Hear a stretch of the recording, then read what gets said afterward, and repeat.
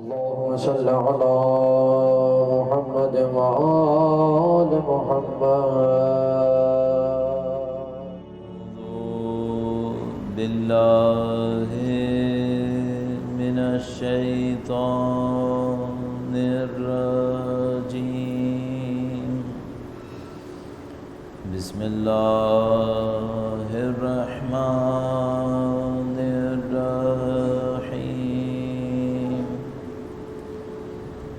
الحمد لله رب العالمين، والصلاة والسلام على سيد الأنبياء والمرسلين، حبيب إله العالمين أبي القاسم محمد. صل على محمد وعلى آله الطيبين الطاهرين، سيما بقية الله في الأراضين. قال الله تعالى في كتابه الكريم: بسم الله الرحمن الرحيم. أم حسبت أن أصحاب الكهف والرقيم كانوا من آياتنا عجبا. درود بھیجیے گا محمد و آل محمد. صلی علی محمد. پروردگار عالم کا انتہائی شکر ہے، انتہائی احسان ہے، اس نے ہمیں اہل بیت اطہار علیہ السلام کے ماننے والوں میں سے، چاہنے والوں میں سے قرار فرمایا ہے. مناسبت شہادت ہے پانچویں امام محمد باقر علیہ السلام.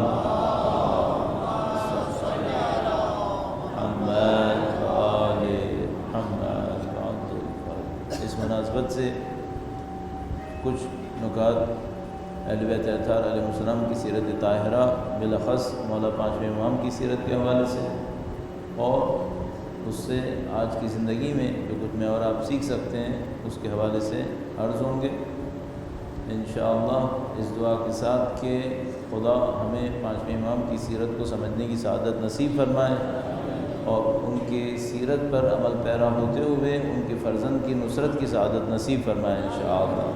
ایک بار پھر ظہور امام تعجیل کے لیے درود بھیجیں محمد و آل محمد.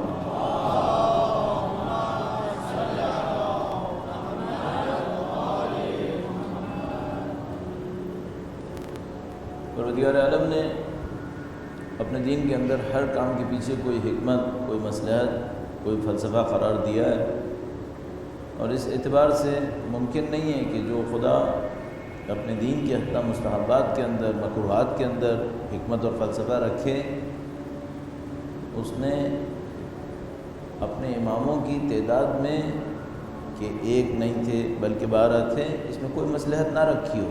یہ ممکن نہیں ہے، یقیناً کوئی نہ کوئی مصلحت ہوگی.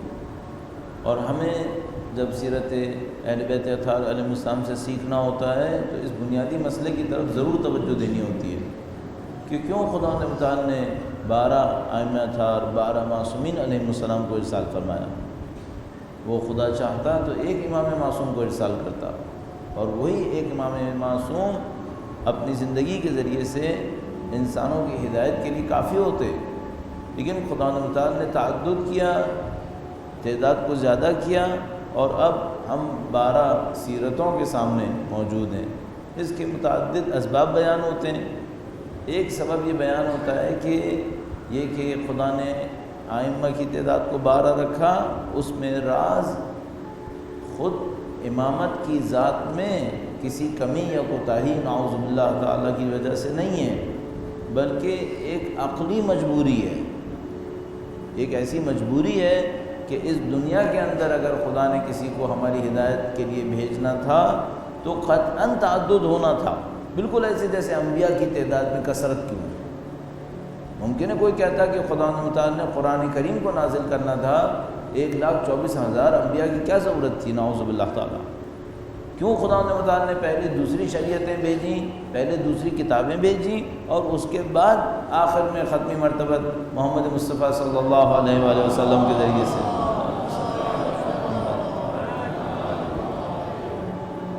قرآن مجید کو ارسال فرمایا؟ کیوں خدا متعال نے ایک ہی نبی نہ بھیجا اور انہی نبی کے ذریعے سے قرآن کریم کو ارسال فرما دیتا؟ تو خدا متعال نے قرآن کریم میں اس کا جواب ارشاد فرمایا ہے، اور اس کا جو سادہ ترین جواب ہے وہ یہ ہے کہ عقل انسانی اس بات کے لیے تیار نہیں تھی کہ وہ ختمی مرتبت کے کامل ترین پیغام کو ایک جگہ کے اوپر حاصل کر لیتی، اس کو تربیت کی ضرورت تھی۔ پہلے ایک سادہ شریعت کے ذریعے سے اس کی تربیت ہو، پھر اور پیچیدہ شریعت آئے، جیسے جیسے عقل انسان بہتر ہوتی چلی جائے شریعت زیادہ گہرائی کے ساتھ، زیادہ پیچیدگی کے ساتھ لوگوں کے سامنے پیش کی جائے۔ بالکل وہی کام جو میں اور آپ انسان کے ساتھ کرتے ہیں۔ ہم یہ نہیں کرتے کہ کسی بچے کو پہلی کلاس سے پی ایچ ڈی پڑھا دیں، ہم یہ نہیں کر سکتے، بچے کا ذہن تیار نہیں ہے۔ بچے کے ذہن کے اوپر اس وقت کچھ بھی کرنے، دنیا کے ماہر ترین اساتذہ کو آپ اس کے سامنے رکھ دیں، وہ اس کو پی ایچ ڈی نہیں کروا پائیں گے۔ اس کی وجہ یہ کہ اس کے دماغ میں اس بات کی تیاری نہیں ہے۔ اچھا ممکن ہے کوئی یہ کہے کہ نہیں پہلی کلاس میں پی ایچ ڈی نہ کروائیں، جب 25 سال کا ہو جائے تب شروع کریں، اچانک پی ایچ ڈی کروا دیں، یہ بھی ممکن نہیں ہے۔ 20 سال تک کچھ نہ پڑھائیں، یوں ہی چلتا چھوڑ دیں، اور اس کے بعد 25ویں سال میں مثال کے طور پہ جب وہ داخل ہو تو ہم سے کہیں چلو آپ پی ایچ ڈی کروا دیتے ہیں۔ کہاں سے شروع کریں گے؟ آپ پہلی کلاس سے شروع کریں گے۔ اب یہ بھی نہیں ہو سکتا۔ انسان کا ذہن ایسا ہے کہ اس کو تدریجاً لے کے چلنا پڑتا ہے، آہستہ آہستہ لے کے چلنا پڑتا ہے۔ خدا نے بھی یہی کیا، خدا نے انبیاء کرام علیہ السلام کے ذریعے سے تدریجاً اپنا دین ارسال فرمایا، لوگوں کی عقلوں کو تیار کیا، اور جب ان کی عقلیں تیار ہو گئیں، سنبھالنے کے قابل ہو گئیں، تب آخری پیغام کو ارسال فرمایا۔ تو تعدد انبیاء کے پیچھے ایک مختصر سی علت یہ بیان کرتے ہیں، تعدد ائمہ کے پیچھے کیا کہیں گے؟ اس کی وجہ ہم اس طرح سے بیان کر سکتے ہیں کہ امام ایک دور یا ایک معاشرے کے لیے ہدایت بن کر نہیں آتے۔ امامت کا کام ہے قیامت تک آنے والے تمام انسانی معاشروں کو معصوم سیرت دے دینا، یہ امامت کا کام ہے۔ ایک امام تو یہ کر سکتے ہیں کہ وہ کوئی سیرت دیں تمام انسانوں کے کام آئے، لیکن کیا ہم انسانوں میں ایک معاشرے اور دوسرے معاشرے میں فرق نہیں ہے؟ بہت فرق ہے۔ ہم ہی ایک گروپ کبھی 10 سال پہلے کو دیکھتے ہیں تو ہماری کیفیت کچھ اور ہوتی ہے، 10 سال بعد کو دیکھتے ہیں تو ہماری حالت کچھ اور ہوتی ہے، ابھی آپ کے سامنے موجود ہے۔ اسی وقت پچھلے سال اگر ہم یہاں پہ ہوتے تو ہمارے مسائل کیا تھے؟ اب اس وقت اس سال جب ہم یہاں پر ہیں، ہمارے ان مسائل میں بنیادی تبدیلی واقع ہو چکی ہے۔ ایک سال کے اندر ماحول تبدیل ہو چکا ہے۔ تو یہ جو ماحول کی تبدیلی ہے، ہمیں ہر تبدیلی کے پیچھے معصوم سنت چاہیے، معصوم سیرت چاہیے۔ جب وہ دور ہو کہ دشمن کمزور ہو تو معصوم کا طریقہ کار کیا تھا؟ جب وہ دور ہو جب لوگوں کی عقلیں دین کے لیے تیار نہ ہوں تو وہ کیا کرتے تھے؟ جب لوگوں کے اندر دین آئے لیکن دین کے نام پر انحراف آئے تو وہ کیا کرتے تھے؟ ہر ایک کے معاملے میں سنت کچھ اور ہوگی۔ خود مولا امیر المومنین کی ذات کو اگر آپ ملاحظہ فرمائیں، درود بھیجیے گا ان کی ذات گرامی کے اوپر۔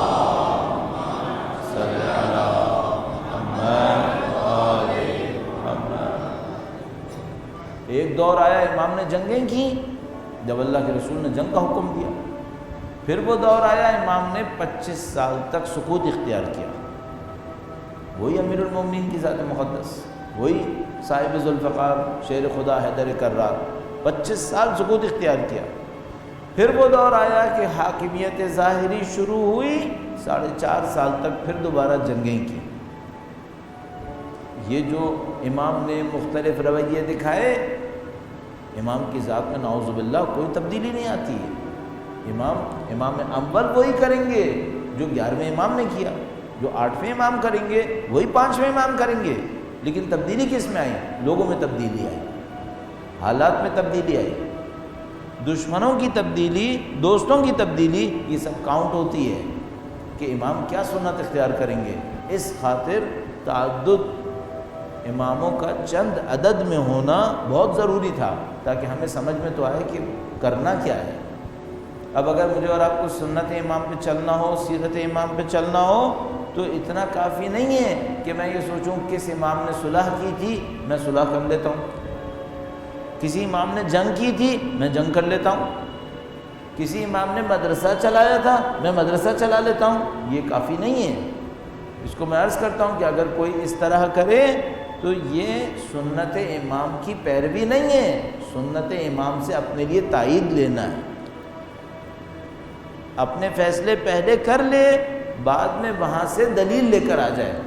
یہ پیروی نہیں ہوتی، یہ تو میں نے اپنی پیروی کی ہے پھر، اور ان کے عمل کو اپنی تائید کے لیے استعمال کر لیا.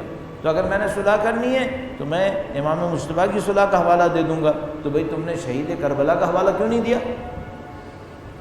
اگر تم جیل میں جا رہے ہو تو تم نے کہا میں مولا 7ویں سرکار کی سنت پہ عمل کر رہا ہوں، تو تم نے مولا 8ویں امام کی طرح کیوں نہیں عمل کیا؟ اپنی منمانی سے تھوڑی سنت بنتی ہے.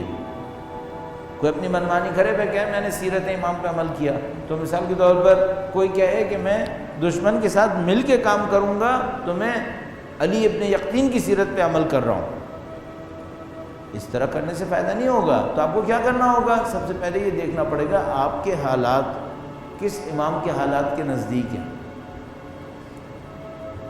جن امام کے حالات سے آپ کے حالات نزدیک ہوں پہلے اس کو ثابت کریں، پھر دیکھیں ان امام نے کیا کیا تھا، وہ آپ نے کرنا ہے.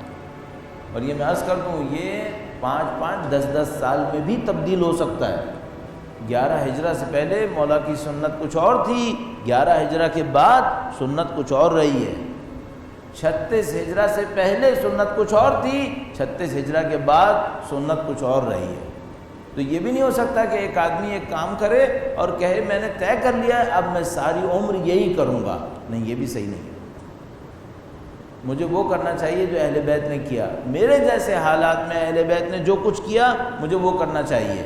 اب ہمیں کچھ چیزوں میں دیکھنا پڑے گا کہ مولا 5ویں امام کے زمانے میں حالات کیا تھے اور امام نے کس کام کو انجام دیا. درود بھیجے گا محمد و آل محمد. صلی علی محمد و آل محمد وعجل فرج. اور یہیں پر ایک مطلب اور تھوڑا سا تیزی کے ساتھ آپ کی خدمت میں عرض کرتا چلوں. ممکن ہے کوئی یہ کہے کہ ہم اگر سیرت معصومین سلام اللہ علیہ اجمعین کے اوپر عمل کریں گے تو کون سی کامیابی ہمیں نصیب ہوگی. کوئی ممکن ہے ظاہری طور پر ایک سوال اٹھائے اور ہم سے یہ کہے کہ بھائی دنیا میں دنیا والے اس کی سنت پر اس کے طریقے پہ عمل کرتے ہیں جس نے دنیا اچھی بنائی ہو. تو اگر کسی کو دنیا چاہیے ہے تو اس کے راستے پہ چلتا ہے جس نے دنیا اچھی بنائی ہے. تو کہتے ہیں بھائی دیکھو اس نے اتنا پیسہ کمایا، تم اگر اس کے راستے پہ چلو گے تو پیسہ کماؤ گے. ٹھیک، دنیا والوں کے لیے یہ ہوتا ہے. تو آج کی دنیا میں جو دولت مند ترین لوگ ہیں ان کے ناموں کو رسالوں کے اوپر لکھیں گے، لوگوں کے سامنے موٹیویشن کے طور پہ پیش کریں گے کہ دیکھو ان کے راستے پہ چلو. کیوں؟ انہوں نے پیسہ کمایا تم بھی پیسہ کماؤ گے. انہوں نے شہرت حاصل کی تمہیں بھی شہرت مل جائے گی. ان کو کتنی طاقت ملی تمہیں بھی طاقت مل جائے گی. تو پوچھنے والا یہ کہتا ہے کہ بھئی یہ بتاؤ اگر ہم سیرت معصومین پر عمل کریں، اگر ہم ان کی سنت اور سیرت پہ عمل کریں تو کیا انہیں حاکمیت ملی تھی؟ انہیں حکومت ملی تھی؟ 200 سال سے زیادہ جد و جہد کی، 4.5 سال حکومت ملی ہے. 6 مہینے مولا امام مصطفیٰ کی حکومت کو بھی شمار کروں تو 5 سال. 250 سال محنت پر 5 سال حکومت. اور شہادتیں کتنی ہوئی ہیں؟ بے حساب. 11 نسلیں شہید ہو گئیں. کتنے چاہنے والے شہید ہوئے، حساب نہیں ہے، کوئی نہیں کہہ سکتا۔ نسلوں میں تو میں کہہ سکتا ہوں 11 نسلیں، چاہنے والوں کا کیا ہوا اس کو تو کوئی کچھ نہیں کہہ سکتا۔ کتنے تہخانوں میں مر گئے، کتنے کنووں کے اندر گر گر کے مر گئے، کتنے اپنے ہی کمروں کے بیچ میں کمرے گرا کے مار دیے گئے، کتنوں کو دیواروں کے اندر چن دیا گیا، کتنوں کو صحراؤں میں چھوڑ دیا گیا، کتنے حجاج جیسوں کی جیل خانوں میں مر گئے، کوئی پوچھنے والا نہیں۔ لاکھوں لوگ 250 سال میں شہید ہوئے۔ اب ممکن ہے کوئی ہم سے یہ کہے کہ بھائی حکومت 5 سال، 11 نسلوں کی شہادت، لاکھوں لوگ شہید، ان کی سنت پر عمل کریں تو کیا ملنے والا ہے؟ شہادتیں ملیں گی، اسارتیں ملیں گی، ظاہری طور پہ کامیابیاں نہیں مل رہی ہیں، تو پھر کیا فائدہ ہوا؟ اس کا بھی تھوڑا سا جواب دیتا چلوں۔ درود بھیجے گا محمد وآل محمد۔ صلی علی محمد آل محمد۔ اللہ کے نظام میں کتنی مدت کو میں اور آپ کہیں بڑا وقت گزر گیا، بڑی مدت گزر گئی، کتنی مدت کو کہیں؟ یہ جو دنیا جس میں اور آپ بیٹھے ہیں، اور دنیا سے میرا مطلب پوری کائنات، اس کو یونیورس، پوری کائنات کتنی بڑی ہے؟ لاکھوں سال لائٹ ٹریول کرے تب بھی اس دنیا کے کونے پہ نہیں پہنچ سکتی۔ لائٹ کی سپیڈ 1,00,000 کلومیٹر سے زیادہ ہے فی سیکنڈ۔ لاکھوں سال لائٹ چلے، کئی ملین سال بھی لائٹ ٹریول کرتی رہے، چلتی رہے لائٹ کی سپیڈ سے۔ کوئی جہاز لائٹ کی سپیڈ پہ نہیں پہنچے گا۔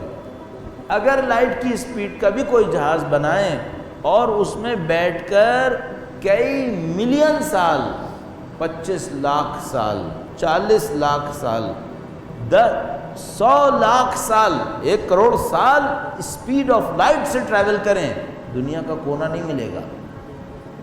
یہ کائنات اتنی بڑی ہے، اتنی بڑی یہ کائنات کب سے ہے؟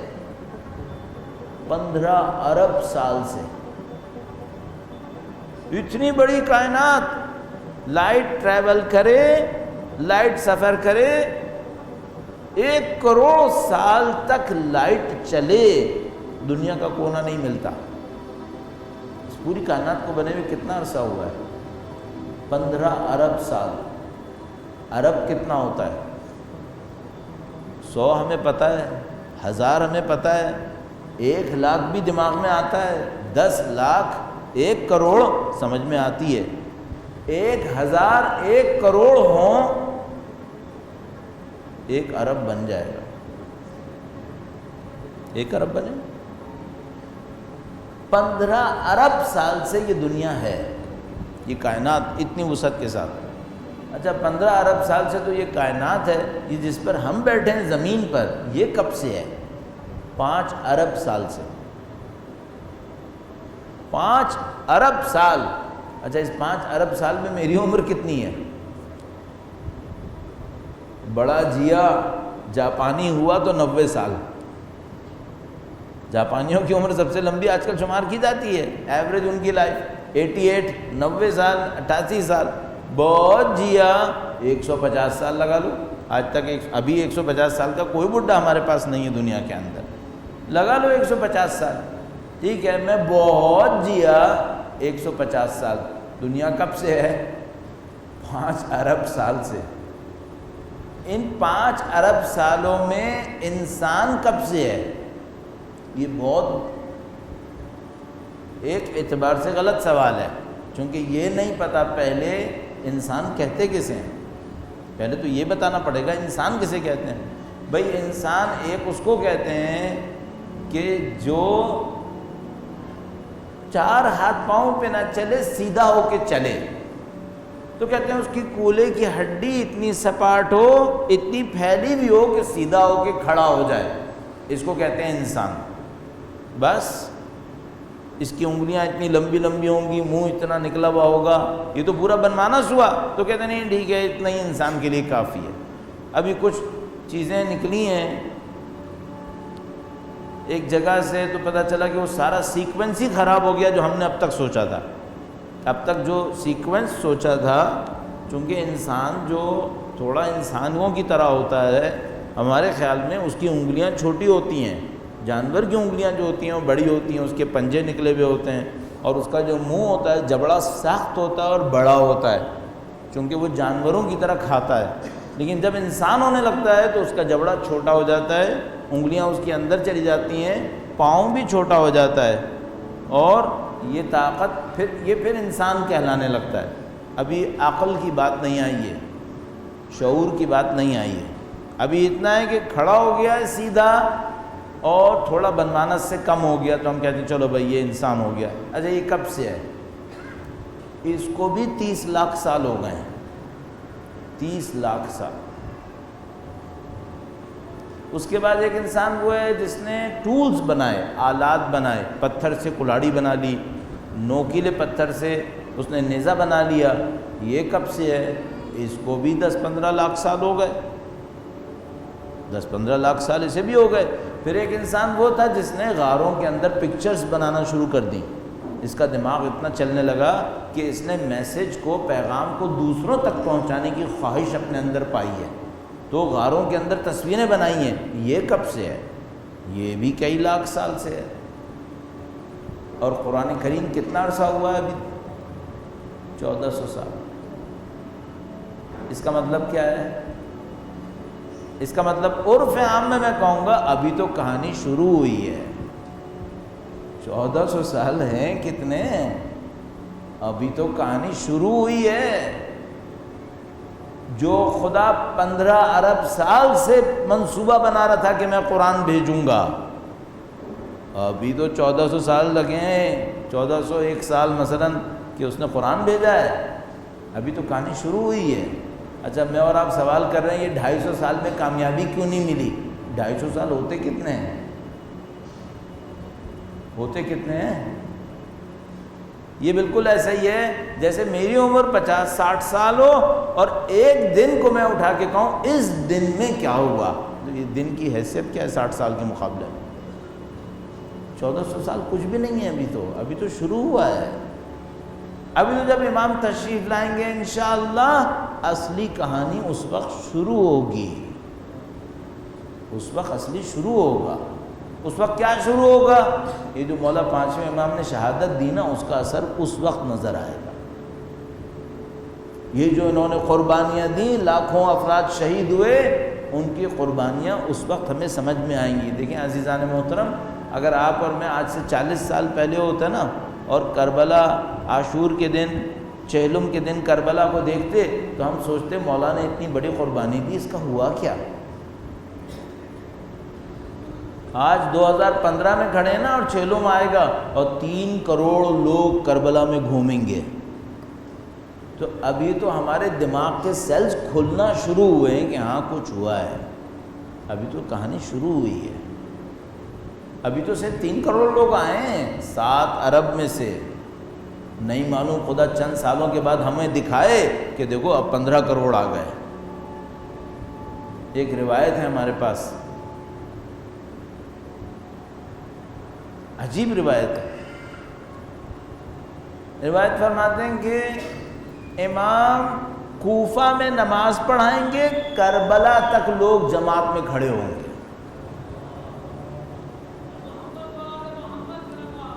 اللہم صلی علی محمد وآلِ محمد. میں جب نیا طالب علم بنا، میں نے یہ روایت پڑھی تو میں نے سوچا کہ بھائی کچھ انسان ہوں گے، باقی فرشتے ہوں گے.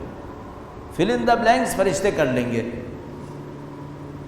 اب جب میں دیکھتا ہوں نا چہلم کے دن کتنے لوگ کربلا اور نجف کے درمیان پیدل چل رہے ہیں، تو میں یہ سوچتا ہوں وہ جو روایت کہہ رہی تھی نا امام یہاں جماعت پڑھائیں گے وہاں تک جماعت، یہ تو ابھی بھی ہو جائے گا. کل اعلان کرو، دیکھو یقین فرمائیے یہ ابھی ہو جائے گا. آپ اعلان کریں گے اب جو چہلم آئے گا مثلاً اللہ نصیب فرمائے اس میں وقت کے امام جماعت کرائیں گے کوفہ میں، کتنے لوگوں کی توقع ہے آپ کو؟ ابھی امام کے انتظار کرنے والے 3 کروڑ پہنچ جاتے ہیں کربلا، 3 کروڑ۔ اور اگر یہ اعلان ہو جائے کہ امام آ گئے، اب کیا جماعت نہیں بن جائے گی مذہب سے کربلا تک؟ اب بھی بن جائے گی۔ اور 25 سال کے بعد، 200 سال کے بعد، میرے خیال میں 200 سال کے بعد اگر سوچوں تو میرے خیال میں ہر مغرب کی نماز ایسی ہو رہی ہوگی کہ 60-70 کلومیٹر تک تو جماعت چل رہی ہے۔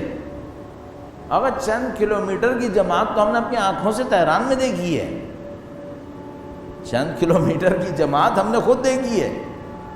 تو الحمدللہ رب العالمین کہانی شروع ہو گئی ہے، الحمدللہ دنیا تبدیل ہونا شروع ہو گئی ہے۔ اچھا ہم لوگ بیچارے اتنے کم نظر ہیں، ہماری نظریں اتنی چھوٹی جاتی ہیں کہ ابھی 1 سال پہلے، چند مہینے پہلے جب ہم یہ کہتے تھے کہ ہمارا مستقبل ہے، دشمنوں کا نہیں ہے، مستقبل ہمارا ہے، پاکستان ہمارا ہے، تو ہمارے دوست آ کے ہم سے کہتے تھے ہم مر رہے ہیں، ہمارے جنازے اٹھ رہے ہیں، ہمیں کونوں کھدروں سے نکال کے مار رہے ہیں، تم کہہ رہے ہو پاکستان میں مستقبل ہمارا ہے؟ کہاں سے ہمارا ہے؟ اب دیکھ لیا، اب کس کا مستقبل ہے؟ کہاں ہے وہ طاقتور دشمن؟ ان کے تو کوئی جنازے بھی نہیں اٹھا رہا، ہم تو جنازے فخر سے اٹھا رہے تھے الحمدللہ۔ ان کے مرے اتنے، کسی نے جنازہ اٹھایا؟ ان کے تو جنازے بھی نہیں اٹھتے الحمدللہ رب العالمین۔ ہم شہید ہو کے مرتے تھے، ہمارے لوگ جنازہ احترام سے اٹھاتے تھے، فخر سے اٹھاتے تھے۔ تو آقا صاحب مستقبل ہمارا ہے اور ہم کچھ نہیں ہیں، مستقبل اہل بیت کا ہے، کائنات اہل بیت کے لیے بنی ہے، انہی کے لیے ہے، انہی کی رہے گی، کوئی نہیں چھین سکتا۔ اللہ نے ان کے لیے بنائی، ان کو وجود، ان کا وجود اللہ کا مظہر ہے، تو یہ کوئی چھوٹا موٹا دشمن کہاں سے چھین لے گا اسے؟ یہ سب ان کے لیے۔ تو ابھی تو کچھ وقت گزرا ہے الحمدللہ رب العالمین، مولا 5ویں امام اور دوسرے ائمہ اطہار علیہ السلام کی قربانیاں اب آہستہ آہستہ ظاہر ہو رہی ہیں۔ میں نے آپ کا بڑا وقت لیا، اب چند نکات اور عرض کروں گا، درود بھیجے گا محمد و آل محمد پر۔ صلی اللہ محمد و آل محمد۔ اہل بیت اطہار علیہ السلام کی کامیابیاں اس میں نہ گنو کہ انہوں نے حکومت کتنے سال بنائی، جب ان کی حکومت بنے گی تب اس کے سال بھی گن لینا، اس کی طاقت بھی دیکھ لینا۔ ابھی تو ان کے شاگردوں نے ایک چھوٹی سی حکومت ایران میں بنائی ہے، 35 سال سے دنیا کے سارے ظالم جمع ہو گئے کہ شکست دے سکیں، گھٹنے ٹیکنے پہ تو خود مجبور ہو گئے، وہ 6 جمع ہو کر ان کے سامنے بیٹھتے ہیں کہ ہاں بھائی بتاؤ اب کیا کرنا ہے۔ ابھی تو شاگردوں نے حکومت بنائی ہے، ابھی تو ہم نے دنیا میں 2 سادات کی طاقت دیکھی ہے، 2 سادات کی طاقت پہ دنیا چل رہی ہے، ایک رہبر معظم اور ایک حسن نصر اللہ۔ البتہ پیچھے بزرگوار مراجع اعظام سادات محترم، ان کی طاقت ساتھ ساتھ چل رہی ہے، لیکن دنیا کو دکھانے کے لیے صرف 2 سادات سامنے آئے ہیں۔ ابھی تو اس خزانہ سادات میں نہیں معلوم کیا کچھ باقی ہے۔ عزیزان محترم، ایک بات میں آپ کی خدمت میں مکرر عرض کرتا ہوں، ہم لوگ بہت اچھے دور میں خلق ہوئے، خدا نے ہمیں بہت اچھے دور میں بھیجا ہے، ہمیں طاقت کے دور میں بھیجا ہے۔ اب جیسے آپ میں سے میں جوانوں کو دیکھتا ہوں تو میں اپنے آپ کو سوچتا ہوں کہ میں جب جوانی میں تھا تو میرے سامنے ناکامیاں زیادہ تھیں، کامیابیاں کم تھیں، لیکن اللہ حوصلہ دے رہا تھا کہ ہمت نہ ہارو، کامیابیاں بہت آئیں گی۔ ماشاءاللہ آپ کی جوانی میں کامیابیاں سامنے آ رہی ہیں، آپ کی ہمتیں بہت بلند ہونی چاہیے، ہم جیسوں کے مقابلے میں آپ لوگوں کی ہمتیں بہت زیادہ ہونی چاہیے، آپ کو بڑے بڑے کام سوچنا چاہیے۔ مجھے یاد ہے ہمارے ایک استاد تھے قم میں، وہ کہتے تھے انقلاب سے پہلے اگر ہم لوگ مسجد میں جاتے تھے اور کوئی جوان نظر آ جاتا تھا تو ہم کہتے تھے اسلام بہت پھیل رہا ہے، دیکھو جوان آیا ہے، دیکھو آج مسجد میں ایک جوان آیا تھا، اسلام بہت پھیل رہا ہے۔ کہنے انقلاب سے پہلے ایک جوان آ جاتا نا تو ہمارا دل دریا کی طرح پھیل جاتا تھا کہ دیکھو اسلام پھیل رہا ہے۔ اس کے بعد کہنے لگے اب کا زمانہ سوچو، جنگ چل رہی تھی عراق کے ساتھ، کہنے لگے اب کا زمانہ سوچو، ہمارے جوان اپنی جان ہتھیلی پہ رکھ کر اپنے دین کے دفاع کے لیے سرحدوں پہ کھڑے۔ اب کا زمانہ سوچو، کہاں ایک جوان آ کے جماعت میں کھڑا ہو جاتا تھا تو ہم کہتے تھے دین بہت پھیل رہا ہے۔ اب ہمارے جوان جانوں کو ہتھیلی پہ رکھ کر سرحدوں پہ اپنی جانیں دے رہے ہیں اسلام کے عشق میں، اہل بیت کے عشق میں۔ اب الحمدللہ رب العالمین ہم لوگ بہت طاقت کے زمانے میں، ہمیں خدا کا شکر بجا لانا چاہیے، اپنی ہمتوں کو بہت بلند کرنا چاہیے آپ کو۔ آپ پاکستان میں الحمدللہ رب العالمین اگلے چند سالوں میں بہت تبدیلی دیکھیں گے۔ البتہ میں اس کے اوپر تفصیل سے عرض کر چکا ہوں کہ چیلنج بھی تبدیل ہوں گے، چیلنج تبدیل ہو جائیں گے، جوانوں کی زندگی بڑی مصیبت میں آئے گی ایک اعتبار سے۔ اب کوئی جسم مارنے والا کم آئے گا، دین مارنے والے بہت آئیں گے، دین کے نام پر ہی دین کو ختم کرنے والے بہت آئیں گے۔ دشمن کی سازش کا ایک بہت آسان طریقہ یہی ہے۔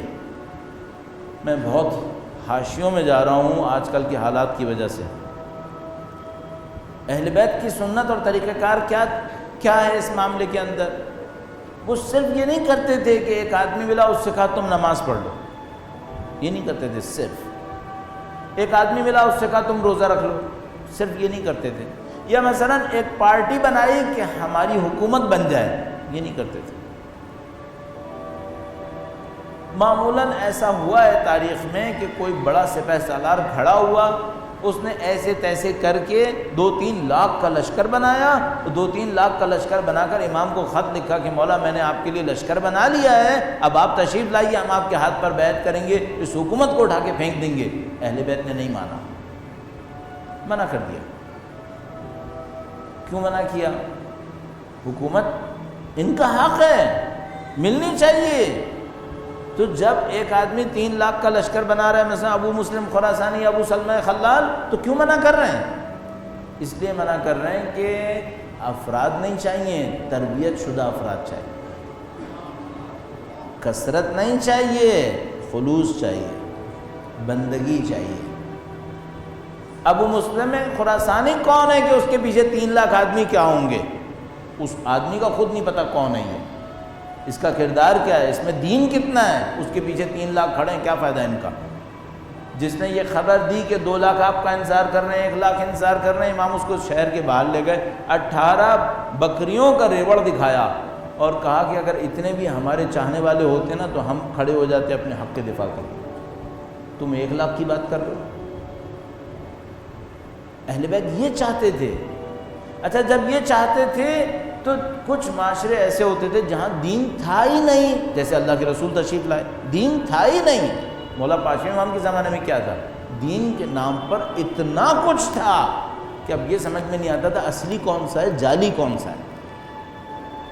مولا پانچویں سرکار کا دور وہ دور نہیں تھا جب لوگوں کو نماز پڑھنا نہیں آتی تھی، روزہ رکھنا نہیں آتا تھا، قرآن پڑھنا نہیں آتا تھا، نہیں، یہ سب آتا تھا، بلکہ بڑے بڑے نام نہاد فقہا کی دکانیں چمکی ہوئی تھیں، سینکڑوں لوگ مصنوعی فقہا کے درسوں میں شرکت کر رہے تھے۔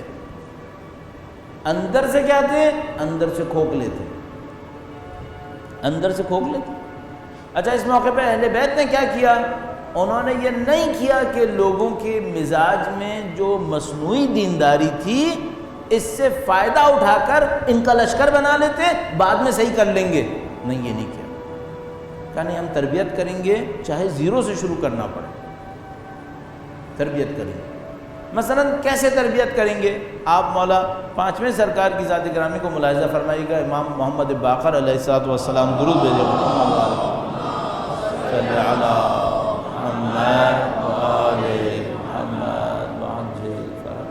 جو دروس امام دے رہے تھے، اور ان سے پہلے ان کے والد محترم مولا چوتھے سرکار جو دروس دے رہے تھے، ان دروس کو دیکھیے گا۔ اچھا یہ درس بعض اوقات اتنے سادہ ہیں کہ ہم جیسے دین کے ماہرین فن ان سادہ درس کو دیکھ کر کہیں گے یہ تو بہت سادہ ہے، اس کو تو ہم لوگوں کو بتائیں گے تو لوگ کہیں گے یہ بہت پہلی کلاس کی باتیں تھیں، اب تو ہم نے ماشاءاللہ پی ایچ ڈی کر لی ہے۔ مثلا کیا سکھا رہے تھے؟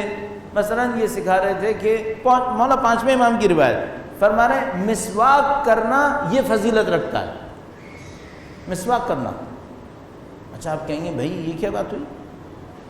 مسواک کرنا، دانتوں کو صاف رکھنا، یہ تو بہت سادہ سی بات ہے، اس کے اوپر اتنا اصرار کیوں ہے؟ آپ خود سوچیں کہ بھئی ایک دور ہے جہاں پر فقہا ہیں، فقہا کی کلاسیں چل رہی ہیں، لوگ آ رہے ہیں جا رہے ہیں، دین کے نام پر پتہ نہیں کیا کچھ ہو رہا ہے، وہاں پر مولا پانچویں سرکار جہاں اور ہزاروں روایتیں ارشاد فرمائیں اس پر بھی اصرار فرمایا مسواک کرنا بہتر ہے۔ کیوں؟ کیونکہ لوگ دین کے نام پر کہیں اور پہنچ چکے ہیں، اندر سے کھوکھلے ہیں، آداب میں ختم ہوئے ہوئے، دین جڑوں میں نہیں ہے، دین ظاہروں میں ہے، ظواہر میں دین ہے۔ بالکل نیچے سے شروع کرتے تھے، بالکل نیچے سے، ابتدائی ترین بسم اللہ الرحمن الرحیم، جھوٹ مت بولو۔ ارے بھئی یہ وہ لوگ ہیں جنہوں نے قرآن حفظ کیے ہوئے ہیں، انہوں نے روایتیں سنی ہوئی ہیں، انہوں نے مثلا ہم جیسوں کی زبان میں 500 مجلسیں سنی ہوئی ہیں، اب انہیں کیا سکھا رہے ہیں؟ ان کو تو یہ بتائیے مثال کے طور پر کہ مثلا جیسے ہمارے یہاں بعض لوگ کر رہے ہیں، وہ جبروت کسے کہتے ہیں، ملکوت کسے کہتے ہیں، قہاریت کیا ہوتی ہے، جباریت کیا ہوتی ہے، انہیں یہ سکھائیں؟ نہیں، امام آتے ہیں فرماتے ہیں نہیں، جھوٹ نہیں بولو، تشییع جنازے میں شرکت کرو، تشییع جنازے۔ اب بھی آتے ہوئے میں روایت پڑھ رہا تھا کہ مولا ایک جنازے کے اندر تشریف لے گئے، ایک آدمی کے جنازے میں تشریف لے گئے، تو وہ جو جنازے کا وارث تھا وہ امام کے پاس آیا اور کہا کہ مولا آپ نماز جنازہ تک آئے اور آپ یہاں پہ کھڑے رہے، اتنا کافی ہے۔ اس سے پہلے ایک واقعہ ہوا، ایک کنیزہ تھی، کوئی خاتون تھی، اس مرنے والے کے لیے بہت چلا رہی تھی، تو ایک بڑا محترم اس زمانے کے معاشرے کا محترم انسان تھا، وہ کھڑا ہوا، اس نے کہا اس عورت کو خاموش کرو، اتنا اس نے بلوا مچایا ہوا ہے، اور اگر یہ اتنا بلوا کرتی رہے گی تو میں واپس جا رہا ہوں۔ وہ عورت چلاتی رہی، یہ آدمی چلا گیا، جو بڑا محترم آدمی تھا اپنے معاشرے کا۔ جب وہ چلا گیا تو امام کے ساتھ جو آدمی آیا تھا اس نے امام سے کہا کہ مولا وہ جو بڑا مشہور آدمی تھا وہ چلا گیا۔ امام نے فرمایا اس کو جانے دو، ہم اپنے کام کے لیے آئے ہیں۔ امام تشریف فرما رہے، جنازہ تیار ہو گیا، امام نے نماز جنازہ پڑھا دی، نماز جنازہ پڑھی، وارث جنازہ آیا امام کے پاس، میت کا وارث آیا اور اس نے کہا کہ مولا آپ یہاں تک تشریف لائے، آپ نے نماز جنازہ پڑھائی اور اس کی طرح آپ نہیں گئے، یہ ہم پر احسان کیا آپ نے، اب آپ تشریف لے جائیں، اب آپ تشریف لے جائیں، چونکہ اب جنازہ اٹھے گا، لوگ آگے پیچھے ہوں گے، آپ کے وجود کو زحمت ہوگی، آپ اس زحمت میں مت آئیے۔ یہ کہہ کر وہ چلا گیا تو امام کے ہمراہ نے کہا کہ مولا کیا آپ واپس چلیں؟ امام نے فرمایا ہم اس کی دعوت پہ نہیں آئے تھے کہ اس کی اجازت دینے پر واپس چلے جائیں گے، اس کی دعوت پہ تھوڑی آئے تھے، خدا کے حکم پہ آئے تھے، خدا کے حکم سے چلیں گے اس کے جنازے۔ اچھا امام کن حالات میں یہ سکھا رہے ہیں؟ فقہا کا دور ہے، ایک ایک فقیہ کے پاس پتہ نہیں کتنے کتنے 100 شاگرد ہیں، امام وہاں یہ سب چیزیں سکھا رہے ہیں۔ امام یہ سکھا رہے ہیں اپنی ازواج کے ساتھ، بیویوں کے ساتھ کیسے پیش آنا ہے۔ کیوں یہ سکھا رہے ہیں؟ شاید ہمارے جیسے معاشروں کے لیے جہاں پر ایک آدمی ہوتا ہے دین کے نام پہ بہت مشہور ہوتا ہے اور اس کے اہل خانہ اس کے نام سے عاجز ہوتے ہیں، شاید اب جیسوں کے لیے کہ تم میں سے بعض لوگ ایسے نکل آئیں گے جو اپنے معاشروں کے اندر دینی رہنما مشہور ہو جائیں گے، لوگ دین کے نام پر ان کا احترام کر رہے ہوں گے اور ان کی ازواج ان کے ہاتھوں زندگی عذاب احساس کریں گے، اور میں سخت جملہ نہ کہوں، شاید ہم کو سکھانے کے لیے، کیا بتانے کے لیے؟ دینداری موٹی موٹی اصطلاحات کا نام نہیں ہے، دینداری ضخیم کتابوں کا نام نہیں ہے، دینداری کس کا نام ہے؟ کردار بتاؤ، کردار، امانت داری ہے تمہارے اندر، بچوں پر رحم کرتے ہو، ازواج کے ساتھ اچھی طرح پیش آتے ہو، ہمسایوں کا خیال کرتے ہو، یہ دینداری ہے۔ اچھا ہم کہیں گے مولا ہم اب سیاست میں اتنے آگے چلے گئے ہیں، ہم تو فوج بنانے والے ہیں۔ امام فرمایا تمہاری فوج میرے کسی کام کی نہیں ہے، تمہارے اندر جب دین ہی نہیں ہے تو تم کہاں ہمارے کام آؤ گے؟ لہذا مولا چھٹے سرکار نے فوجوں کو واپس کر دیا، کہ نہیں تمہاری فوج ہمارے کسی کام کی نہیں، ہمیں نہیں چاہیے تمہاری فوج۔ کیا چاہیے مولا؟ یہ بتاؤ وہ جو دین کی بنیادیں، جس کو اب میں کہتا ہوں دین کی الف بے، وہ تم میں ہے؟ عزیزان محترم، میں آپ کی خدمت میں یہ عرض کرنا چاہوں گا، دیکھیے چیلنج آپ کے سامنے آ گیا ہے، بہت چند جملوں میں صرف عرض کروں، بہت میں نے آپ کا وقت لے لیا ہے۔ جب تک جنازے گر رہے ہوتے ہیں نا اور جنازے اٹھ رہے ہوتے ہیں، لوگوں کے اندر دینداری ویسے ہی رہتی ہے، لیکن جب عیش و عشرت کا دور آتا ہے تو دینداری مرنے لگتی ہے۔ الناس عبید الدنیا والدین لائق الی السنتہم، لوگ دنیا کے غلام ہیں۔ بیچ میں ایک اور جملہ تھا کہ جو ہم لوگ کم کوٹ کرتے ہیں، الناس عبید الدنیا کے بعد والدین لائق علی السنتہم، فوراً یہ بول دیتے ہیں، بیچ میں ایک اور بھی ہے، الناس عبید الدنیا، لوگ دنیا کے غلام ہیں جب تک ان کی معاش چلتی ہے، یہ دین لے کے چلتے ہیں۔ اس کے بعد فرمایا تھا والدین لائق علی السنتہم، اور دین ان کی زبان پر ایک لوتھڑا بنا رہتا ہے۔ اور کسی روایت میں وہ جو معاش والا جملہ ہے وہ اس کے بعد آیا ہوا ہے، اور اس کے بعد آخری جملہ ہم معمولاً تذکرہ کرتے ہیں وَإِذَا مُحِسُّوا بِالْبَلَاءِ قَلَّ الدَّيَّانُونَ، اور جب بلاؤں سے امتحان لیا جاتا ہے تو دیندار کم ہوتے ہیں۔ اچھا ایک سادہ تشریح کیا ہے؟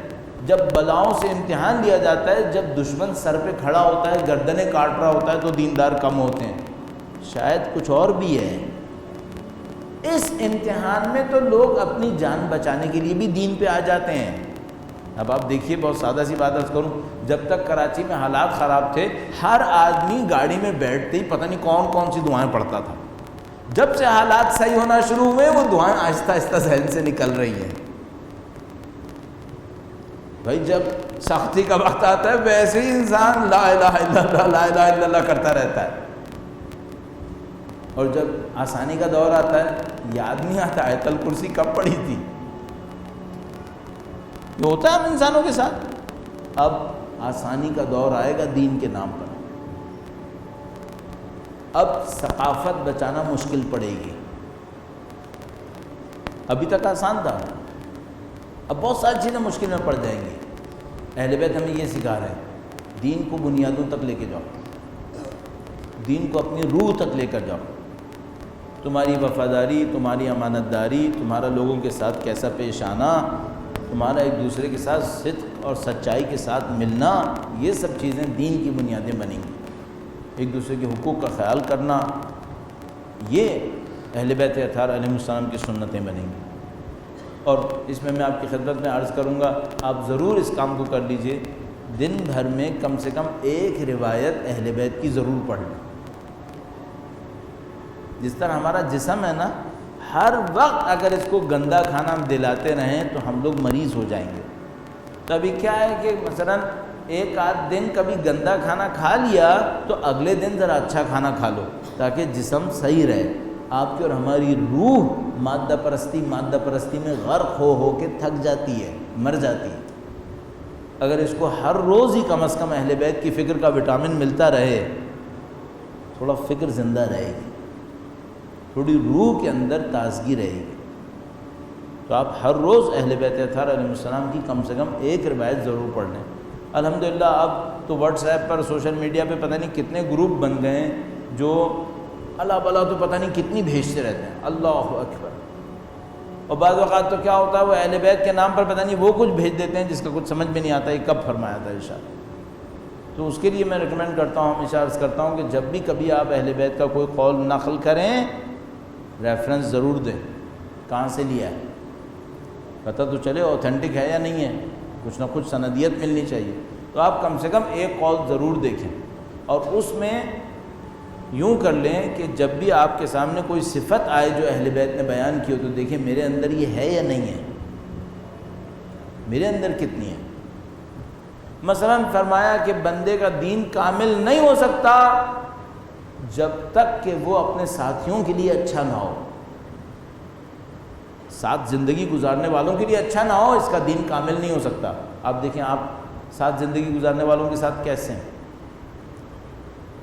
لوگ تھک گئے ہیں، اور سب سے پہلے تو میں بیوی بچوں کو رکھوں گا، سب سے پہلے ان کو دیکھیں ان کی زندگی کہاں پہنچ رہی ہے، تو پھر آہستہ آہستہ ہمارے اندر دین آئے، دین کو اس کی گہرائی تک ضرور جائیں۔ میں نہیں کہہ رہا فلسفہ نہ پڑھیں، میں نہیں کہہ رہا وہ جو اعلیٰ پائے کی حکمت کی باتیں ہیں وہ نہ پڑھیں، یا مثلا یہی جبروت یا ملکوت اور دوسری چیزیں یہ سب نہ پڑھیں، نہیں ضرور پڑھیں، یہ انسان کی روح کے اعلیٰ ترین سفر کو بیان کرنے کے لیے بہت اچھا ہے اور بنیادی ترین فلسفے میں سے ہے، یہ بہت اچھا ہے، لیکن پہلے اپنے کردار کو تعمیر کریں اور اس کے ساتھ پھر دوبارہ ان چیزوں کی طرف جائے تو وہ مناسب ہے۔ تو اہل بیت اطہار علیہ السلام کیا کرتے تھے؟ وہ انسانوں کی تعمیر کرتے تھے، ان انسانوں کو بناتے تھے جن سے قومیں بنتی تھیں، ان سے پھر قومیں بنتی تھیں۔ اب الحمدللہ رب العالمین ہمارے پاس اتنا بڑا ذخیرہ موجود ہے۔ میں سیرت کے حوالے سے ظاہر ہے ابھی پتہ نہیں کیا کچھ کہنا چاہیے اس کے اندر، حتیٰ اس 1 گھنٹے میں کہہ دینا چاہیے تھا، لیکن بہت ساری چیزیں تھیں جو موقع کی مناسبت سے تھیں، اور قربانی کے حوالے سے ہمیشہ چند جملات عرض کرتا ہوں، اس کی زحمت میں آپ کو اور دوں گا۔ چند جملات قربانی کے حوالے سے عرض کروں گا، درود بھیجے گا محمد و آل محمد۔ صلی اللہ محمد و آل محمد وعجل فرج۔ ہر سال عرض کرتا ہوں لہذا تفصیل سے عرض نہیں کروں گا، لیکن صرف اشارتاً پہلی بات یہ کہ قربانی کو مسخروں سے بچائیے۔ حضرت اسماعیل کا قربان ہونا کیا کوئی مسخرہ تھا؟ نعوذ باللہ تعالی۔ کیا کوئی ہنسی مذاق کی جگہ تھی؟ کیا کوئی تالیاں پیٹنے کی جگہ تھی؟ اس میں تقدس تھا، اس میں قربانی تھی، اس میں اللہ کی بندگی میں اپنی جان کو نثار کرنا تھا۔ ہمارے بچوں کو یہ کون سمجھائے گا؟ ہمارے بچے قربان ہو رہا ہوتا ہے، جانور تالیاں پیٹ رہے ہوتے ہیں، جانور کو لے کے ایسے دوڑ رہے ہوتے ہیں جیسے پتہ نہیں ریس کورس کا جانور لے کے آئے۔ اللہ نے قرآن کریم میں کعبہ پر قربان ہونے والی اونٹنی کو اپنے ناروں میں سے قرار دیا ہے، جس طرح خدا نے صفا و مروہ کو کہا ان الصفا والمروہ من شعائر اللہ، صفا و مروہ اللہ کے ناروں میں سے ہے، والبدن، اور بدن جو اونٹنی تھی جو کعبہ پہ قربان ہونے کے لیے نشان لگا دی جاتی تھی، کہا من شعائر اللہ، یہ بھی اللہ کی نشانیوں میں سے ہے۔ یہ قربانی کا جانور جب طے ہو گیا کہ یہ قربان ہوگا اللہ کی راہ میں، اللہ کی نشانیوں میں سے ہے۔ کوئی صفا و مروہ کے ساتھ مسخرہ کرے گا؟ پوری دنیا ہزاروں کلومیٹر طے کرتی جاتی ہے صفا و مروہ پہ چلے، وہ مسخرے کی جگہ ہے؟ تو یہ قربانی کے ساتھ ہم کیوں کر رہے ہیں؟ ایک معاملہ۔ دوسرا معاملہ، جہاں کہیں کوئی کسی قربانی کے جانور کو دیکھے گا سب سے پہلے کیا پوچھے گا؟ کتنے کا لیا؟ ارے بھائی، یہ تم نے اللہ کے لیے قربان کرنے کے لیے خریدا تھا یا میرے جیسے کو دکھانے کے لیے خریدا تھا؟ تم پوچھ کیوں رہے ہو اور تم بتا کیوں رہے ہو؟ بھائی میں آپ کو اپنے گھر پہ بلاتا ہوں، آپ کے سامنے کھانا رکھا، میں نے دعوت دی، آپ کو خلوص سے دعوت دی، اپنے گھر پہ کھانا رکھا، آپ مجھ سے پوچھیں گے اچھا یہ تو بتاؤ ذرا کتنا پیسے کا لائے کھانا؟ آپ پوچھیں گے مجھ سے، اور میں بھی اکڑ کر کہوں اتنے کا مل رہا تھا، میں نے بارگین کر کے اتنے کا خریدا ہے، یہ کیا ہو رہا ہے؟ یہ اللہ کی ضیافت کے لیے بیٹھے ہو؟ یہ اللہ کی راہ میں قربان کرنے کے لیے لائے ہو؟ آپ خود تصور کریں، یہ واقعاً قربانی کا ہے؟ یہ قربانیوں کا نہیں ہے، یہ نفس پرستی کا ہے۔ اس میں قربانی کہاں ہے؟ اس میں ضیافت خدا کہاں ہے؟ اللہ کی بندگی کہاں ہے اس کے اندر؟ یہ تو سب نفس پرستی ہو رہی ہے۔ اچھا اتنے دھمال سے ہو رہی ہے کہ کوئی پوچھنے والا نہیں ہے بھائی یہ ہو کیا رہا ہے، یہ کیوں کر رہے ہو ایسے؟ تو کسی نے تو بولنا ہوگا نا، پھر آپ بولیں، بچوں کو سمجھائیں بیٹا یہ کیا کر رہے ہو، مذاق تھوڑی کرو۔ حضرت اسماعیل کی یاد میں ہم نے قربانی کرنے آئے، اس قربانی کو خدا نے سید الشہداء کی قربانی کے ذریعے سے فدیہ کیا ہے۔ وَفَدَيْنَاهُ بِذِبْحٍ عَظِيمٍ، اس کی نسبت سید الشہداء سے بھی ہے، اس کی نسبت جہاں حضرت اسماعیل علیہ السلام سے ہے وہاں سید الشہداء سے بھی نسبت ہے۔ آئے سید الشہداء سے منسوب نسبت کو اس طرح کرنا چاہیے۔ تو عزیزان محترم، پہلی بات تو یہ کہ اس کے تقدس کی حفاظت فرمائیں، اس کو مسخرے سے بچائیں۔ آپ کا بچہ اگر ضد بھی کر رہا ہے نا کہ میں نے اس کو ٹہلانے کے لیے لے کے جانا ہے، ہاں لے جائے، کوئی بات نہیں، مسخرہ نہ کرے، مذاق نہ کرے اس کے ساتھ۔ آپ اس کو سمجھا سکتے ہیں کہ بیٹا کوئی حجر اسود کے ساتھ کھیلنے کی چیز نہیں ہوتی، کوئی صفا و مروہ کھیلنے کا میدان نہیں ہوتا ہے۔ آیا مطاف طواف کی جگہ کھیل کود کی جگہ ہے؟ آپ سے میں کہوں، میں نے مطاف میں نعوذ باللہ تعالیٰ فنا بندے کو کھیلتے دیکھا، وہ جو کسی نے تصویر دکھائی مسجد نبوی کے اندر چند لوگ بیٹھے کھیل رہے ہیں، تو سب نے کتنا اس کے اوپر تف کیا کہ کتنی بری بات کی اس نے۔ تو ابھی ہمارے بچے اللہ کی نشانی سے کھیل رہے ہیں۔ تو عزیزان محترم، اچھا ممکن ہے آپ کو میری بات عجیب لگے، شاید آپ کو عجیب لگے، لیکن اس کو میں کہتا ہوں، دیکھو ثقافت کتنی خراب ہو گئی ہے۔ اب ایک منطقی بات عجیب سی لگ رہی ہے، آپ کسی سے نہیں پوچھتے یہ دعوت پہ کھانے پہ کتنا پیسہ خرچ کیا، وہ عجیب بات نہیں ہے؟ بہت عجیب بات ہے۔ اللہ کی راہ میں قربانی کو کیوں پوچھتے ہو پھر؟ اس کو کوئی کیوں بتا رہا ہے؟ اس کا مطلب کیا ہے؟ اس کا مطلب یہ کہ انحراف ہو چکا، اور انحراف طے بھی ہو چکا ہے، اب بیچ کے راستے میں نہیں ہے، طے ہو چکا ہے انحراف، لوگوں کے دماغوں میں بس چکا ہے۔ اب کس نے کرنا ہے؟ میں نے اور آپ نے کرنا ہے، ہم اہل بیت کے چاہنے والے ہیں، ہم نے کرنا ہے، ہم نے اس کو صحیح کرنا ہے، ہماری ذمہ داری ہے یہ۔ تو عزیزان محترم، اپنے گھروں سے شروع کریں، مذاق اس کا ختم کروائیں، اس کے تقدس، اس کے احترام کو لے کر چلیں۔ دوسری بات یہ کہ اس کے اندر جو پیسے کی دخالت ہے اس کو چھپائیں کسی طریقے سے، یہ اچھا کام نہیں ہے۔ آپ نے اللہ کی راہ میں قربانی دینی ہے، اس کی قیمتیں دوسروں کے سامنے مت بیان کریں۔ تو آپ سے پوچھے بھی تو آپ اس کو کہہ دیں دیکھو میں نے لیا ہے، اللہ کے لیے لیا ہے، میرے پاس ہے، تمیز سے طریقے سے، کیونکہ وہ بیچارہ پہلے تو شوق ہو جائے گا کہ آپ بتا کیوں نہیں رہے، تو آپ اس کو تمیز طریقے سے بتا دیں کہ دیکھو مجھے اچھا نہیں لگتا، میں نے اللہ کے لیے قربان کرنے کے لیے جانور لیا ہے، سب کو بتاؤں کتنے کا لیا۔ تو وہ پوچھے گا میں تو اس لیے پوچھا ہوں کہ مجھے کوئی دھوکہ نہ دے دے، تو کہ تم اللہ سے طلب کرو، تمہیں بھی دھوکہ نہیں ہوگا، اور 4 پیسے دے بھی دو تو کوئی بات نہیں، اللہ کی راہ میں دو گے، اللہ پورا کروا دے گا، کوئی مسئلہ نہیں ہے۔ تھوڑا سا اس کو سنجیدگی سے لے لیں۔ اس کے بعد کیا کریں؟ ماشاءاللہ آپ لوگ اچھی طرح توجہ دیتے ہیں، میں صرف اس لیے عرض کر رہا ہوں کہ چونکہ کہنا بار بار اچھا رہتا ہے، لوگوں کو ذہن میں یاد رہ جاتا ہے، قربانی چند دن بعد ہونے والی ہے، اس لیے عرض کر رہا ہوں۔ قربان کریں، خون بہتا دیکھیں، اللہ کے سامنے عہد کریں، خدایا آج جانور قربان کیا ہے، کل ضرورت پڑی اپنا خون بھی بہاؤں گا، اپنا خون بہاؤں گا، تیری راہ میں دیا ہے نا، آج تو نے جانور کا حکم دیا ہے، ٹھیک ہے جانور کر دوں گا، کل تیرے امام کی تشریف آوری ہوئی یا حتیٰ اس سے پہلے تیرے دین کے لیے خون بہانا پڑا، دوں گا میں اپنا خون۔ آج جانور قربان کیا نا جو میں نے پیسے سے خریدا تھا، لیکن تیرے نبی نے تو اپنا بیٹا قربان کیا تھا، خدا میں بھی اپنی اولاد قربان کروں گا۔ کتنے لوگ قربانی کرتے وقت یہ عہد کرتے ہیں کہ جس طرح ابراہیم علیہ السلام نے اپنے فرزند کو قربان کیا تھا، میں بھی اپنے فرزند کو قربان کروں اگر ضرورت پڑی۔ کتنے لوگ یہ عہد کرتے ہیں کہ خدایا جس طرح تو نے ابراہیم علیہ السلام کو صابر بیٹا دیا، خدایا مجھے اپنا بندہ بنا دے، میری اولاد کو صابر بنا دے، ہم تیرے دین کے لیے محنت کریں، جس طرح حضرت ابراہیم علیہ السلام نے اور حضرت اسماعیل علیہ السلام نے تیرا گھر تعمیر کیا تھا، تیرے دین کے لیے محنتیں کی۔ کتنے لوگ دعا کریں؟ آپ دعا کریں، چھری چلائیں جانور کے اوپر اور خدا سے عہد کریں، خدایا آج چھری چلا رہا ہوں، کل ضرورت پڑی شمشیر بھی چلاؤں گا، تیرے دشمنوں سے لڑوں گا، تیرے امام کی نصرت کے لیے آگے آگے بڑھوں گا، پیچھے نہیں ہٹوں گا، میں بزدل نہیں بنوں گا، بہادر بنو، جری بنو، یہاں بہادری دکھاؤ، اپنے بچوں کو بھی کھڑا کریں۔ یہ کوئی شقاوت قلبی نہیں آئے گی، اس سے دل سخت نہیں ہوں گے، اس سے آپ کے دل نرم پڑیں گے اگر آپ نے ان تمام حکمتوں کو سوچا۔ اور عزیزان محترم، ہم لوگ قربانی کیوں نہ دیں؟ ہم لوگ قربانی کیوں نہ دیں؟ ہم لوگ دین کے دفاع کرنے والے، بیان کرنے والے کیوں نہ بنیں؟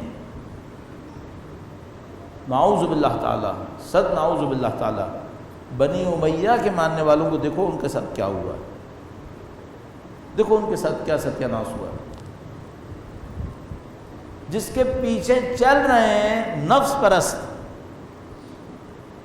اور خدا نے ہمیں خاندان نبوت دے دیا،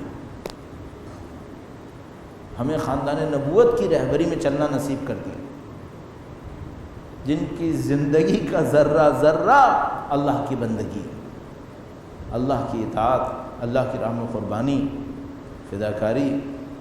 کوئی دوسری قوم قربانی سے ہٹے شاید ایسا ہی ہوگا۔ شیعہ کو قربانی کا پتہ ہے، اہل بیت کے چاہنے والے کو پتہ ہے، جس کے 11 امام شہید ہوئے ہوں وہ زندگی پسند کرے گا۔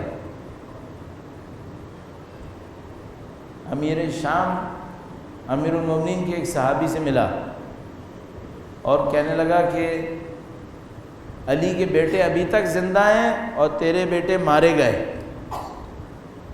علی کے بیٹے زندہ ہیں اور تیرے بیٹے مارے گئے۔ اس نے کہا بدبخت، میں علی سے شرمندہ ہوں، وہ شہید ہو گئے، میں ابھی تک زندہ ہوں، وہ شہید ہو گئے، میں زندہ ہوں، میں کیوں زندہ ہوں؟ شیعہ قربانی نہ دے، آیا شیعہ نے امیر المومنین کو نہیں پڑھا ہے؟ قربانی نہ دے۔ آیا شیعہ نے اپنے ائمہ کی تاریخ کو نہیں پڑھی ہے، جو یا شمشیر سے شہید ہوئے یا زہر سے شہید ہوئے؟ آیا شیعہ نے نہیں پڑھا ہے؟ مولا پانچویں سرکار زہر جفا سے شہید ہوئے،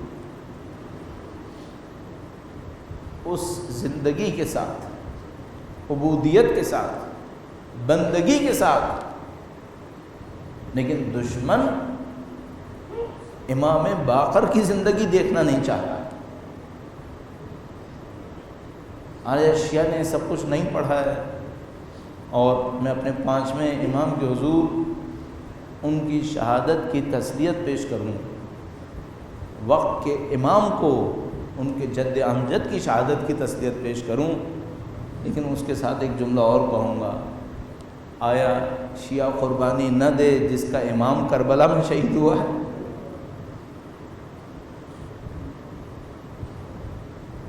عجیب لمحہ ہے جب آپ روایات کے اندر دیکھتے ہیں، مولا امیر المومنین جب ضربت لگی تو جس شمشیر سے امام کے سر مبارک کے اوپر ضرب لگی، وہ شمشیر دنیا کے بدترین زہر کے اندر ڈوبی ہوئی تھی، دنیا کے بدترین زہر کے اندر وہ شمشیر ڈوبی ہوئی تھی۔ تو جب انسان اس جملے کو پڑھتا ہے کہ امیر المومنین کے سر مبارک کے اوپر ضرب لگی اور شمشیر بھی زہر آلود تھی، تو مجھے یوں لگنے لگتا ہے جیسے مولا اپنے اگلی نسلوں سے کہتے ہوں کہ میری آگے آنے والی نسلوں، تم علی کو دیکھ کے صبر کر لینا۔ دیکھو اے حسن مجتبیٰ، تم زہر سے شہید ہوگے نا تو تمہارے باپ نے زہر کو بھی دیکھا ہے، اور اے حسین جب تم کربلا میں شہید ہونے لگو تو اپنے باپ کو یاد رکھنا جس نے 2 دن تک اپنی پیشانی کے زخم کے ساتھ زندگی گزاری تھی۔ شاید سید الشہداء کے کند چھرے سے ذبح ہونے کے بجائے امیر المومنین نے پیشانی کا زخم 2 دن تک اٹھایا، کہا میرا بیٹا کربلا کے میدان میں کند خنجر سے ذبح ہوگا، تو دیکھو میں وہ چوٹ اپنے سر کے اوپر 2 دن تک برداشت کروں گا، اور میری کچھ نسلیں چونکہ زہر سے شہید ہوں گی تو علی پیشانی پر زہر اٹھائے گا اور معجزے دکھائے گا کہ جس کی پیشانی میں زہر پھیلا ہوا ہو وہ علم و حکمت کے وہ چشمے جاری کرے میں اپنے 5ویں امام کی تسلیت پیش کروں گا، میرے مولا آپ کو زہر سے شہید کیا گیا۔ ایک موقع آیا، مولا زہر میں شدت زخم کے اندر، شدت درد میں، اور امام کے اہل خانہ اطراف میں موجود۔ میں کہوں گا مظلومیت امام پر میرا سلام، لیکن میرے مولا ایک وہ دن آپ کے جد امجد کا جب میدان کربلا کے اندر زمین پر تشریف فرما تھے اور تھلہ زینبیہ سے وہ بی بی زینب سلام اللہ علیہا اس تنہائی کے عالم میں اپنے بھائی کو ذبح ہوتا دیکھ رہے ہیں۔